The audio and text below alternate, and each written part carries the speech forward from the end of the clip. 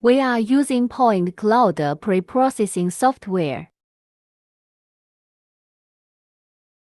Usually, the authorization file should be placed in the license folder of the software and directory.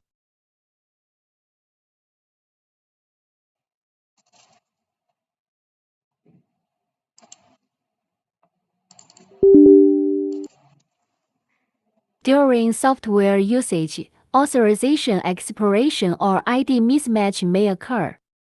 For the issue of expired authorization, it is usually temporary authorization expiration.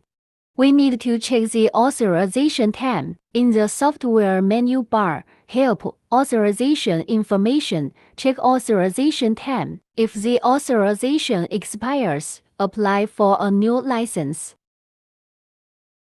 For ID mismatch issues, it is usually due to hardware not being registered. Need to provide log file. Usually, if the authorization period in the log file is 999912331, indicates successful hardware registration. If it does not appear, it indicates that the hardware is not registered and an LNC hardware registration code needs to be applied for.